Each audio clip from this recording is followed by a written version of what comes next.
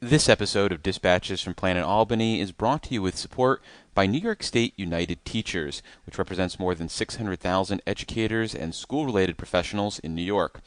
Dispatches is also supported by the public affairs firm O'Donnell & Associates. For more information, check out o'donnellsolutions.com.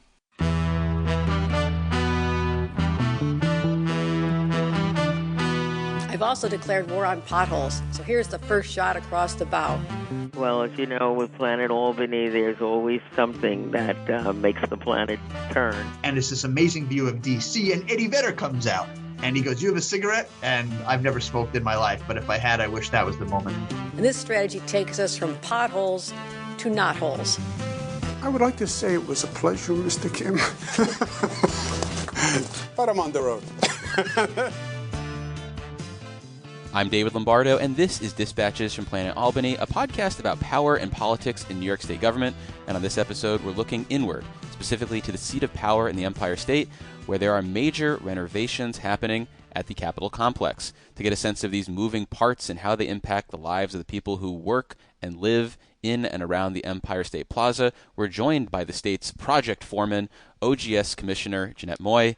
Thanks for taking a break from the Mason work and whatever else is involved at this stage in the process, Commissioner, to talk about stairs, roads, and everything else going around the Capitol right now. Absolutely. And there's a lot of construction that's happening around the area, a lot of public conversations around the future of the plaza. So I'm very excited to be here talking to you about it. Well, yeah, let's talk about those conversations, because is part of the $400 million that was in the governor's budget this year to renovate, to update the city of Albany. If there's $25 million specifically for the plaza complex. That's right. You've said that, one, people should dream big about the possibilities, but in speaking with the Times Union, you also said maybe some of the biggest ideas aren't feasible right now. So how do you want people to think about the overhaul that's underway right now?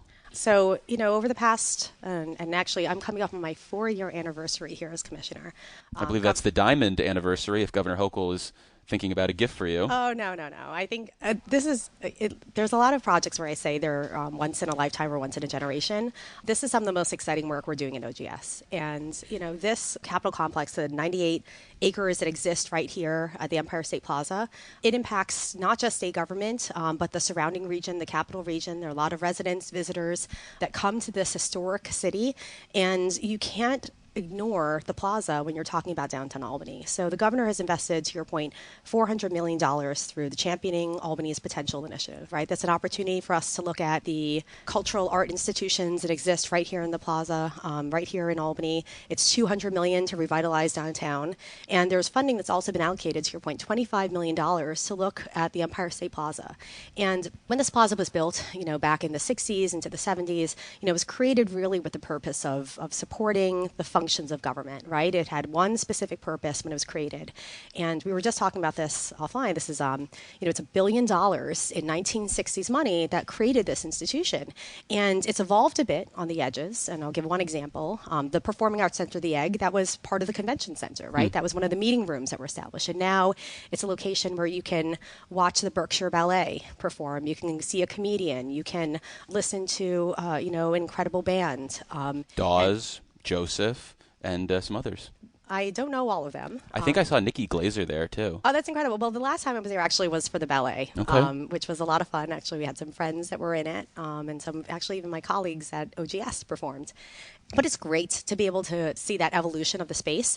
But when the plaza was built, and it's incredibly stark, it's brutalist architecture, it's incredibly imposing, and you're never quite sure if you belong here and where you belong. So that 20 or how to get in and get out. I know. And actually, when I first got here, I remember getting lost a few times too, right? So, obviously there are some things where we can make this into a better complex and a better space. The $25 million that the governor has invested, she's asked us to make this a better location, particularly when we're thinking about revitalizing downtown. Mm-hmm. And that means for us, how do we ensure that we aren't just having and building a space that's intended for government workers, but how does this support the community? What's the intent as it relates to, this gorgeous art that exists in the plaza when we think of this as an institution that supports the Capitol region? And we want to start softening the edges, right? So the name of our initiative for $25 million, that portion of the work is Reconnect the Empire State Plaza. Very soft, very soft. But that's for me, that means let's start getting input from the community around how we should be improving our spaces. And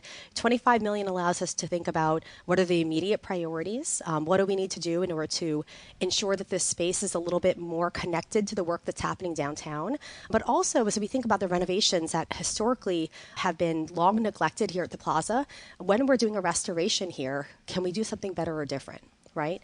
And so, right now, and I mentioned I've been here for 4 years. When I first got here, the governor prioritized health and safety infrastructure changes here, elevators, escalators, conveyance systems, air conditioning, some of the, the fire alarms and other structures.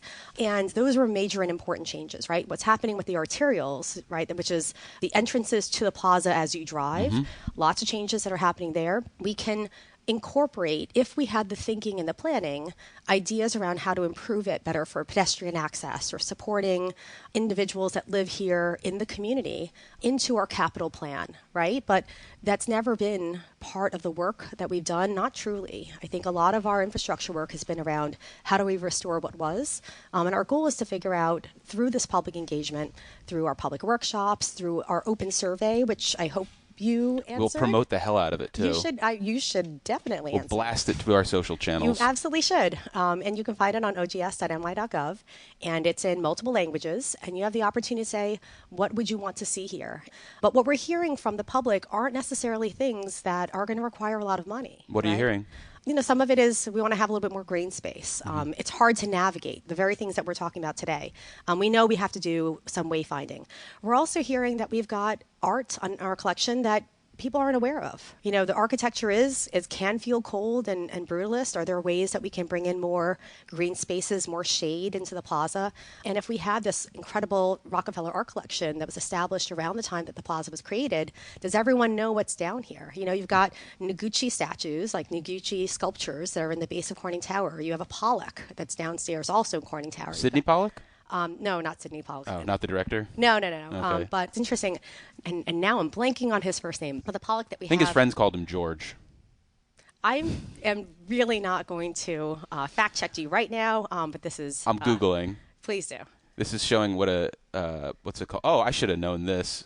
Jackson Pollock. Jackson. Oh. His friends called him Jason. Didn't you call him Jackie? They called him Jay. Oh, geez. Jaybird. Jaybird, what are you working on? We're really just going right down a... Is that another Pollock? So the piece that's downstairs in Corning Tower, actually, as he was constructing this gorgeous piece of art, he put a pen cap through the canvas and then just kept going. On purpose? I'm pretty sure it was by accident. Okay. But if you go and take a look at this piece of art in the base of Corning Tower, you can actually see right in the bottom right corner, like this pen cap that was just embedded, and he just kept going.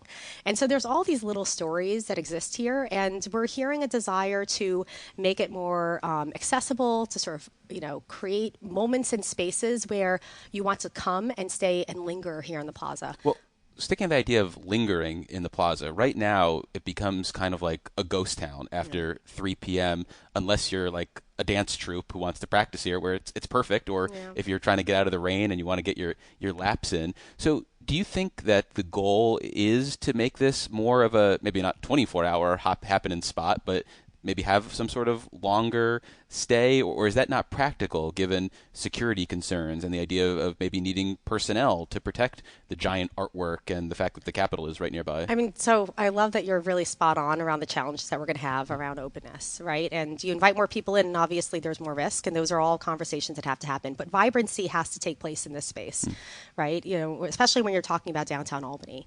This is a location where if you want to go to the State Museum, you're walking through that concourse, right? You're going to our visitor parking lot, you're going across the concourse. If you're going to see a performance at the Egg, it's important that you feel comfortable in this space and you feel like this is a space where you want to linger. If you want to see a show or you're going to go to a comedian, why not take a look at some of the artwork that's here? And those moments are important for us to identify and to uplift. And that doesn't just include the concourse. Like you and I think about the concourse every day because we walk through it. I know you go to, you grab yourself a Herbie's burger, maybe a coffee on special occasions. Occasions when we break out the WCNY credit card. I mean, and we buy lunch. Wow, that's some big spending right there. Yep, I am a very generous boss. That's great, and I appreciate that. But, and all of them, as you've probably noticed, are all like Albany-based regional eateries that have opened up down in the food court. And there's a real opportunity to also bring people onto the plaza level, right, that street level. And there's a difference between the state worker and the individuals that are using this space, where you think about the concourse, and what are we doing up above, right? And so, how do we make that more of a destination, particularly during the summer? What types of programs are we doing? How can we enliven the spaces such that you're coming? And so, whether that could be better uplighting upstairs so you can see those beautiful outdoor sculptures. Maybe it's more discoverability, making sure you can find these properties online, that you can do a self-guided tour. These are opportunities where the assets exist, right? They're right there. We're already paying to maintain them, but not everyone knows that they're available. For more than 100 years, the New York State Association of Counties has served as the united voice of New York's county leaders, fostering excellence in county government and advocating for sustainable funding and sensible legislation that protects local taxpayers and the essential services they rely on. Learn more at nysac.org. To a certain degree, though, is this trying to fit a square peg into a round hole? I mean, it sounds like some of this, the horses out of the barn, the cat something, the babies in the well, because 60 plus years ago, Rockefeller kind of made the choice for people. He demolished, a vibrant community, and now, you talked about the investment that was made 60 years ago, $1 billion. Now we're talking about $25 million.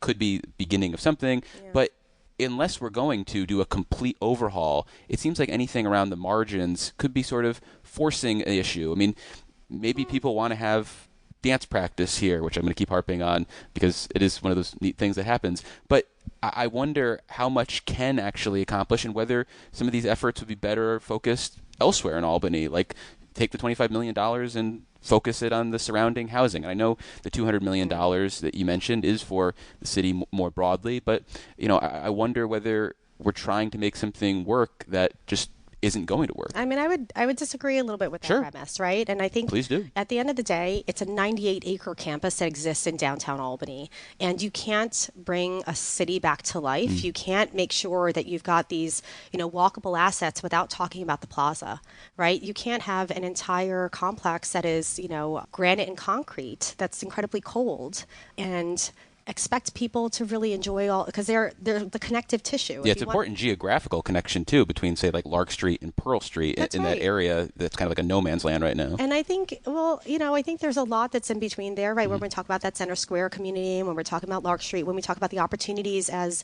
a warehouse comes down further north, and as we rethink what's happening with 787, there's a lot of opportunity here in Albany. And I think one of the pieces that I reflect very deeply on in this engagement that ESD has been doing, right? Empire State Development has been looking and overseeing this Championing Albany's initiative potential on behalf of the governor, and they've also been doing public sessions. And, as we think about increasing housing density, we think about creating vibrancy, you want to make sure that all of these investments line up very nicely. And the truth is, without this $25 million, we will continue to do restorations in this space. We will continue to maintain our asset, but there's an opportunity to just think a little bit differently. So you talk about these dance troupes, right, which I love, right? That's an opportunity for kids in the area to have a safe, warm space indoors, and they're practicing, right? That's great. Well, what makes it appropriate for them, right? Why is it a great location? There's probably a little bit to that glass being darker if you see where the corridors are. So it makes it useful for a practice. Is there something that could make it more useful? Are there other community groups that would want to have access? Like, all of these are opportunities where we can sit here and think, how do we provide better spaces because it's here, right? Otherwise, it's just another wasted asset, and that's not what we want. You mentioned that idea of restoration and maintenance, so let's turn to the Capitol steps. Oh, yes. How is that progress going? When will I be able to start my workouts running up and down them? What's the timeline look like? How's it going? It's still 5 years out, but if you go So I have 5 years to get ready. You do, to run but steps. you can actually start today because we do have a lot of steps out in the plaza. That's a good point. There are also a lot of steps in Courting Tower. Yeah. If you've ever done some of the races that happen. Yeah, it's possible I wasn't necessarily that committed to this and really could have used used the 5 years to just sort of bide my time. Now you're kind of stuck because you've committed. I don't want to seem like a liar. Well, that's definitely true. So you're going to have to start. You're going to have to keep going. But it's going really well. So we've actually started on the north and south promenade of the East Capitol Park, right? So if you're facing the Capitol from the plaza on the right-hand side. And so underneath the stairs themselves, there is a ramp, right? There used to be some driving access that had over there. That's actually all been dug out. So a lot of the that ramp has actually already been dug out and underneath. We're starting to see some of the infrastructure underneath the staircase. And if you look out on East Capitol Park, which I think you can from a number of the windows in the Capitol, you'll start to see the balustrades and the handrails that are starting to come off. And they're being very meticulously labeled. They're set out because everything has to go exactly back where we found it. And so there's a lot of material that's out on the grass right now, and we'll start to move that for off-site storage. So there's a lot of work that's already happened. We're trying to do as much as possible before the snow starts. And this is a project that was put off for years and years and years, and because of that, something that could have been cheaper years ago has become more expensive. And I'm curious, as you begin to do this work, which, as you just said, has a 5-year time horizon, how are the estimates that we went into this with comparing to what the actual implementation of it looks like? Do we see like we're going to have enough money, or should Gabriela Romero get ready to go fight for some additional millions? I mean, the governor was the one who funded it. Sure. I think she was she's been very bold in actually taking on a number of these projects, and I applaud her for it because she really could have kicked that can. But, it's been closed since 2014, I believe. And so I secretly, when I worked for Assemblymember Santa Barbara, we helped someone move some barriers so that they could take some wedding photos. Oh, really? There. And just sort of got the things out of the perspective and then ran the hell away from there. So that's constituent services. So also incredibly dangerous, right? So we usually... Less dangerous, though, 10 years ago. I'm sure the stairs were ready for it then. I'm pretty sure when we stopped access to it, it was because it was structurally unsound, but you can let that weigh on your conscience, right? You risked their lives, but they probably had great photos. What a memory. Hopefully they're still together. Well, I don't know where to go with that. But I do think that just keep trucking along. Our hope is to restore the staircase. Right now it's really early, right? So things are going as planned so far. We've done a significant amount of the material has been pulled down. We've also been trying to be cognizant of the communities. So you can even see as you walk around the Capitol Park, we put in some nice fencing. We tried to explain what the project itself was. Yeah, the exterior sort of graphics and the timeline stuff is really interesting, and I thought made what could have just been a really obtrusive and unappealing wall really a lot more engaging. Oh, I appreciate this. See, all that planning and design actually has an impact. Would it be possible to get a George Pollock, though, put on those walls? Jackson Pollock? Well, Jackson would have been tough, but George seems more accessible for that kind of thing. I am really excited. It was our curatorial team that put together a lot of the sort of historic information around the staircase itself. And it's a great way to educate the public, so I'm very happy with how it came out. Well, as part of this, there's been some reporting about accommodating the governor's entrance to the Capitol, and I'm curious whether you think there's an avenue to create some secret tunnels for the LCA as well. Has that come up? Is there, some sort of thought about giving us secret passages? And how can I make that happen? We do have a survey that's out there. Oh, yes, that's a good point. It is. It's an anonymous survey, although I feel like if I see secret passageways for LCA, I'll be able to trace that back to you. You don't think there's a large constituency that's probably pushing for that type of work? How large is the LCA? Not as big as we'd like to see it, especially for dues purposes. Oh, got it. If you'd like to become an honorary dues-paying member, though, we could carve something out for you. Oh, really? Is that a pun on putting in that tunnel underneath? I wish I could take credit for that. That was very clever. I don't have that kind of construction background that you do to come up with those things that quickly. Oh, well, just got to spend a little more time with OGS. But it's looking pretty good, though, I will say. And, I've got 3 kids here, and I will say, I say this a lot, these are really once-in-a-generation projects. So, I'm looking forward to it. I've gone to the construction site 2 or 3 times since it began, and I'm really looking forward to the stairs coming together. And I feel like when you have these types of big projects, right, these large dollar amounts, it's important to have a little bit of presence, right? And what I would say is the vendors that are working on this construction project, they're local, they care about it, and that shows and it resonates, right? Everyone wants to have a project where it's going to be successful, where the stairs are open again, whether it's for some noisy public protest or wedding photos. that you can legally take those wedding photos one day. Well, I don't think it's like an illegal. Well, actually, probably trespassing. But That idea of being part of history, I wonder if that does resonate with people who are engaged in a project that dates back years and years and years, and hopefully, if they do their job right, is going to last years and years and years. I mean, look, everyone. If you talk to anyone from OGS, everyone has a very specific tie to the work that we do, right? Mm-hmm. And actually, I remember talking to some of our team members in our facilities group, where they remember coming to the job site when their parents were a part of the construction of the plaza. I mean, probably should not bring a child to a construction site, but they remember coming. Makes you think those wedding photos aren't that big of a deal now. Yeah, so, well, that whatever happened in the 60s and 70s, but I think, that's a good point. But it is a thing where to be a part of that legacy is a big deal. And there are a number of projects that we're doing across the state. There's the Jones Beach East Baths House. There's a lot of opportunities where, these are spaces where we will all remember them and we can bring our families back to them. So when I race you, in 5 years, hopefully we'll both be in shape for that. Do you want to commit to that right now? I will commit to that. That's a handshake, sir. Excellent. I'll see you up the stairs at the top. And we'll come up with some sort of criteria for that.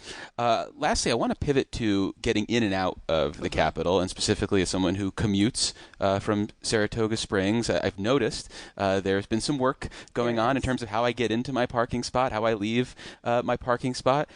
What's all that about?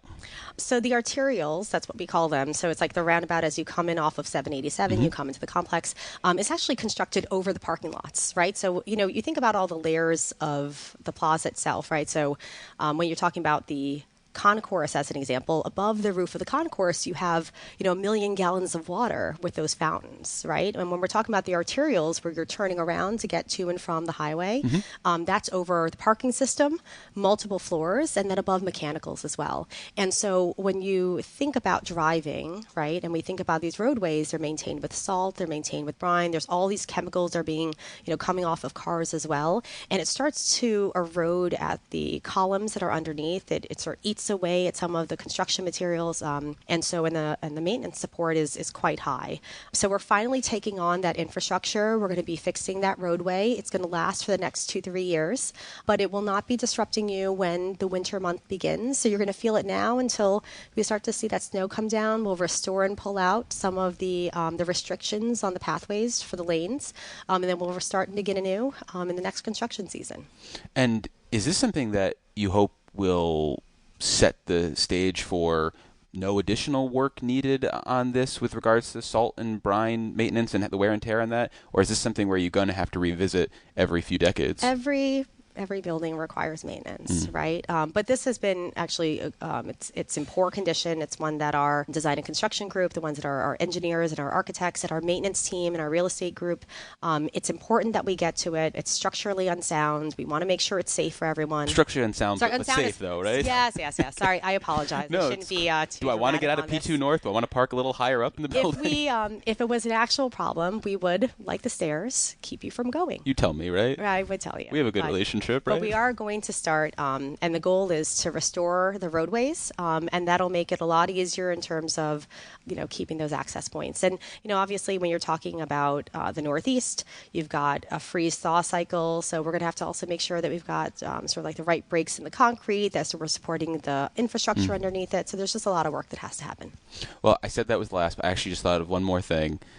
Elevators and escalators. It's a recurring fun issue around the Capitol, especially on those session days, those Tuesdays, those lobby days when people are just really bombarding the Capitol. I'm curious, does OGS, are they pulling a prank on us sometimes? Are they just like, it would be fun if we just shut off an elevator today? Yes. Or am I assigning motives that probably not there? We set up a little camera where you park your car, so we know exactly when you pull in. Lombardo's in. Time to shut it off. No, it's... when we're talking about the conveyance systems, whether they're escalators or elevators, it's always important to have them in good repair. And all of them are, they're of an age. All the parts are quite old. And so a lot of work has to take place. So, the governor, like I said, when I first came in, about $175 million was set aside for us to do health, safety, some of those infrastructure items. And we've been chipping away at it. So, hopefully I think there have been less breakdowns. I can't confirm or deny that. Bill Mahoney is our resident statistician, and he would be able to tell us about working days. But do you think we need to bring back elevator operators? Is the issue that we just can't be trusted with the buttons, and we just keep breaking things with our jamming and our policies? And I don't know that if an elevator system is breaking because you press too many buttons, then we probably have a problem with the elevator. So it's not that. But we are doing a lot of work on those elevators and escalators. There have been upgrades that have been happening across the space. So I'm confident that hopefully in this legislative session it all runs smoothly. Well, we've been talking with OGS Commissioner Jeanette Moy. Commissioner, thank you so much for this status update. I really appreciate it, and I can't keep talking because I have to go do some cardio to get ready for our race in 5 years. Absolutely, and I'm also looking for 5 years. You will be just fine. And again, for listeners who want to comment on the survey for the Reconnect the Empire State Plaza project, visit ogs.ny.gov. And if you're in a commenting and star rating mood, why don't you leave us a rating and review wherever you listen to Dispatches from Planet Albany.